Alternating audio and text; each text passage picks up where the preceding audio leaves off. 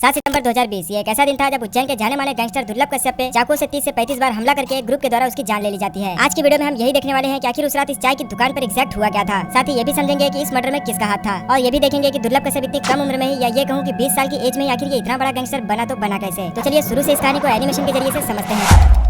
8 नवंबर 2000 वो दिन था जब मध्य प्रदेश के उज्जैन के एक शहर अब्दालपुर में दुर्लभ कश्यप का जन्म होता है, जहाँ माँ का नाम पद्मा था जो उज्जैन में एक स्कूल में टीचर थी, और पिता का नाम था मनोज कश्यप जो अपना खुद का ही बिजनेस चलाते थे। बच्चे का नाम दुर्लभ इसके माता पिता ने इसलिए रखा था क्योंकि कई मिन्नतों के बाद उन्हें एक संतान हुई थी, और माँ को पूरा भरोसा था कि हमारा बेटा बड़ा होकर बड़ा काम जरूर करेगा। लेकिन किसे पता था कि ये बड़ा काम क्राइम की दुनिया की तरफ होगा। खैर क्लास 8 और 9th में दुर्लभ अपने स्कूल में पढ़ने वाले बच्चों के बीच होने वाले झगड़ों को सॉल्व करने के लिए बीच में जाया करता था, और लकीली उन्हें सॉल्व भी कर देता था। देखते ही देखते स्कूल के सारे बच्चों के बीच में कश्यप का दबदबा बढ़ने लग गया था, और महज 16 साल की उम्र में ही अपने स्कूल के साथ कश्यप आसपास के इलाकों में भी काफी ज्यादा फेमस हो गया था। जहाँ छोटी मोटी लड़ाइयाँ हो या कोई और काम हो, लोग दुर्लभ के ही पास आने लगे थे। लोग उसे प्यार से कोहिनूर बुलाने लगे, और इसी सब के चलते दुर्लभ का पढ़ाई में मन ही नहीं लगता था, और क्लास 10 तक आते आते दुर्लभ की पढ़ाई पूरी तरीके से छूट जाती है। अभी समय तक दुर्लभ को यह बात समझ आ गया था कि उसे किस काम को करने में ज्यादा खुशी मिलती है, और अब दुर्लभ की सोच ये बन गई थी कि उसे उज्जैन का, या ये कहूँ कि गैंगस्टर की दुनिया का सबसे बड़ा डॉन बनने की इच्छा उसके दिल में आ गई थी। खैर ये वो समय था जब एक रैली के दौरान दुर्लभ की मुलाकात ऐसे ही क्राइम करने वाले लोगों से होने लगी, जिसमें सबसे खतरनाक था ये हेमंत वाड़िया उर्फ बौखला। अब इस बौखला से मिलने के बाद दुर्लभ ने फिर कभी भी पीछे मुड़कर नहीं देखा, और पूरी तरीके से अपराध की दुनिया की तरफ अपना कदम आगे बढ़ा चुका था। और इन्हीं सब के चलते उसने अपनी खुद की गैंग भी बना ली थी, जिसका नाम था डी कंपनी। और दुर्लभ की सबसे खास बात ये थी कि दुर्लभ अपने खुद के काम धंधे की एडवर्टाइजमेंट के लिए एफबी का इस्तेमाल करता था, जहाँ ये कुछ इस तरीके की बातें अक्सर लिखा करता था कि अगर किसी को किसी तरीके का काम करवाना हो तो हमसे संपर्क करें, अब चाहे वो किसी की हत्या ही क्यों न करनी हो। और फेसबुक का इस्तेमाल करके वो ऐसे लोगों को अपनी गैंग में शामिल करता था जो अपने इलाके के डॉन हुआ करते थे, या फिर उस इलाके के सबसे खतरनाक गैंगस्टर कहे जाते थे। ऐसे करते करते करीब 3000 से ज्यादा लोग इसके संपर्क में आ गए, और धीरे धीरे भारत के हर कोने से युवा इसे पसंद करने लगे। लेकिन इस पूरे गैंग की जो मेन कमांड होती थी वो हेमंत वाड़िया यानी बौखला के हाथ में होती थी। खैर इस गैंग में शामिल होने के लिए दुर्लभ अपना एक ड्रेस कोड भी बनाया था, जिसमें माथे पर तिलक, आंखों में सुरमा, कंधे पर गमछा रखना होता था। और इसने ऐसा इसलिए किया था जिससे आसानी से पता लगाया जा सके कि ये डी कंपनी के लोग हैं। और सीधी सी बात है कि दुर्लभ को भी ज्यादातर लोग इन्हीं कपड़ों में ही पसंद करते थे। इसके बाद अब आता है इस स्टोरी का मेन पार्ट। देखो फरवरी 2017 ये वो दिन था जब पुलिस ने पहली बार कश्यप पर मामला दर्ज किया था, जिसमें कश्यप पर एक लड़के पर चाकू से हमला करने का था। हालांकि ये हल्का फुल्का ही हमला था, इसमें किसी की जान नहीं गई थी। लेकिन फिर सेकंड गिरफ्तारी जो हुई थी वो थी 12 जनवरी 2018 को। पहली बार कश्यप को किसी की हत्या के लिए उसे और उसके दोस्त राजदीप को जेल में लाया गया था, जिसमें सचिन अतुलकर ने इन दोनों लोगों के साथ ही इनके टीम से काफी लोगों को गिरफ्तार किया था। और इसी बीच दुर्लभ कश्यप सोशल मीडिया पर भी काफी ज्यादा फेमस हो गया था, क्योंकि जब पकड़े जाने के दौरान एक रिपोर्टर ने ये पूछा कि तुम्हें से कश्यप कौन है, तो हाथ उठा के बताने का ये अंदाज युवाओं के दिलों पर छा गया था, जो इस तरीके के कामों को किया करते थे। और इसके बाद दुर्लभ की पॉपुलैरिटी और भी ज्यादा बढ़ गई, और उस समय जब दुर्लभ को गिरफ्तार किया गया था तो उसे शुरू में उज्जैन के एक जेल में रखा गया था, जहाँ सचिन अतुलकर ने कश्यप को ये भी बात कही थी कि कश्यप जब तक तुम जेल में हो तभी तक सुरक्षित हो, क्योंकि इतनी छोटी उम्र में ही तुमने इतने ज्यादा दुश्मन पाल लिए हैं कि बाहर निकलते ही कोई भी तुम्हें मार देगा। और हुआ भी कुछ ऐसा ही। खैर टॉपिक पर वापस आते हैं। नाबालिग होने की वजह से कश्यप ने हाई कोर्ट में अपील की, तो हाई कोर्ट ने उसे बाल सुधार केंद्र में भेजने का फैसला कर दिया। कुछ महीने वहाँ अकेले बिताने के बाद वो काफी ज्यादा सुधर गया था, और जेल से बाहर आने के बाद वो खुद का बिजनेस भी शुरू करना चाहता था। लेकिन इसी बीच आ गया था 2020, जहाँ पूरे देश में लॉकडाउन की स्थिति हो गई थी। तो उस समय दुर्लभ ने भी बिजनेस का प्लान कैंसिल करके इंदौर से मजबूरन दुर्लभ को उज्जैन अपनी माँ के पास आना पड़ा। यहाँ आपको एक बात ये पता होनी चाहिए कि दुर्लभ के माता पिता के आपस में न बनने की वजह से ही ये अलग अलग रहते थे। इसमें कश्यप कभी अपने माँ के पास रहता था, कभी अपने पिता के पास, क्योंकि वो दोनों से ही बहुत ही ज्यादा प्यार करता था। खैर आखिर वो दिन आ गया जब लॉकडाउन की वजह से दुर्लभ उज्जैन अपने मम्मी के यहाँ पर आ जाता है, और कुछ महीने यहाँ रहने के बाद और लॉकडाउन का लंबा समय चलने की वजह से वो इस बात से काफी ज्यादा उब जाता है, और कॉल करके 6 सितंबर 2020 को अपने दोस्तों को घर पर खाने के लिए इनवाइट कर देता है, क्योंकि 6 सितंबर तक लॉकडाउन की स्थिति भी काफी ज्यादा नॉर्मल हो चुकी थी। इसके बाद दुर्लभ के सभी दोस्त उसके घर आते हैं, और फिर रात का खाना खाते हैं और कुछ बातचीत करते हैं। तभी दुर्लभ के दोस्त का मन बाहर जाकर चाय और सिगरेट पीने का करता है। लेकिन दिक्कत ये थी कि इस समय तक रात के 1 बज चुके थे, और रात के 1 बजे तक चाय की सभी दुकानें बंद हो जाती है। तभी इनमें से एक दोस्त ये कहता है कि मैं अभी हेलावाड़ी क्षेत्र से ही आ रहा हूँ, और मैं हेलावाड़ी में एक चाय की दुकान को जानता हूँ जो रात भर खुली रहती है। तभी करीब रात के 1 बजे सभी अपनी बाइक्स उठाकर हेलावाड़ी की उस दुकान की तरफ निकल जाते हैं, जहाँ सभी पहुंचकर चाय पी रहे होते हैं कि वहाँ पर अपनी कार से कुछ और लोग पहुंच जाते हैं। रुको ये तो समझ लो कि आखिर ये लोग है कौन। देखो जिस इलाके में अभी दुर्लभ बैठा है ये हेलावाड़ी है, और इस इलाके में जिस गैंग का दबदबा चलता था वो था केकेसी यानी कुत्ता कमीना चीज, जिसका लीडर था रमीज खान। और अभी यहाँ पे इसी गैंग के मेंबर मौजूद है। यही है केकेसी के लोग, जिसमें ये शहनवाज इसमें से सबसे खास है। और यहाँ बैठा है ये सादाब जहरीला जो कि शहनवाज का भाई था। अब केकेसी के लोग इस समय यहाँ पर इसलिए पहुंच गए क्योंकि जिस चाय की दुकान पर ये लोग बैठे हैं ये इसी ग्रुप के लीडर रमीज का भाई चलाता था, जिसका नाम था अमन उर्फ भूरा। अब यहाँ पर ये भी हो सकता है कि शायद हो सकता है कि कश्यप के यहाँ होने की खबर इसी ने दी हो। खैर जब यहाँ पर केकेसी और डी कंपनी दोनों आमने सामने आ जाती है तो दोनों में बहुत ही भयानक बहस हो जाती है, और बहस में कश्यप को इतना ज्यादा गुस्सा आ जाता है कि उसने फौरन अपनी पिस्टल निकाली और सीधा शहनवाज पर गोली चला दी, बिना कुछ भी सोचे समझे। हालांकि किस्मत अच्छी है और गोली हल्की से मिस हो गई और गले के पास से गुजर गई। फिर क्या शहनवाज के गिरते ही बाकी के लोग गुस्से में कश्यप पर हमला कर देते हैं। बाकी कश्यप के दोस्त के पास कोई हथियार न होने की वजह से ये सब भागने लगे, और दोस्तों को भागता हुआ देख कश्यप कुछ समझ नहीं पाया और भागने की वो भी कोशिश करने लगा। आप यहाँ पे ये भी जानकर हैरान हो जाओगे कि भागने वाले कश्यप के सारे खास दोस्त थे। इसमें से ये एक राजदीप मंडोई कश्यप का जो बहुत ही खास मित्र था। खैर बाकी लोग भागने में तो सफल रहे, लेकिन कश्यप को चारों तरफ से घेर लिया गया, क्योंकि टारगेट भी तो यही था। अब कश्यप शहनवाज, राजा, सिराज बाबा और सदाब के द्वारा चारों तरफ से घेर लिया जाता है। फिर क्या था, एक के बाद एक इन सबने मिलकर 30 से 35 बार कश्यप पर चाकू से हमला किया, और उसे इतनी बुरी तरीके से घायल कर दिया कि शब्दों में बताना ये इम्पॉसिबल है। और फिर वहीं पास में खड़े चाय वाले ने कोई कसर नहीं छोड़ी और उसने ये कहा कि इसे आज ही पूरी तरीके से मार डालो, नहीं तो आगे चल के ये बहुत बड़ी प्रॉब्लम खड़ी कर देगा। मिलेगा। खैर इस समय रात के 2 बज रहे थे, सब अपने घरों में सो रहे थे और केकेसी के लोग अपना काम खत्म करके चुपचाप यहाँ से चले जाते हैं। और सुबह पुलिस को कश्यप की बॉडी यहाँ पर बिना शर्ट की ऐसी हालत में मिली, एक छोटे से चौल में। पूरे शरीर पर कई बार चाकू से वार किया गया था और पूरा शरीर खून से लथपथ था। ये बताना तो बहुत ज्यादा मुश्किल है कि कितनी दूर तक उसे दड़ा कर मारा गया है। खैर अगर उस दिन कश्यप के दोस्त थोड़ी सी और हिम्मत दिखाते तो शायद कश्यप आज जिंदा होता था। लेकिन बात वही है कि बुरे काम का नतीजा बुरा ही होता है। वीडियो पसंद आई हो तो प्लीज लाइक करके चैनल को सब्सक्राइब जरूर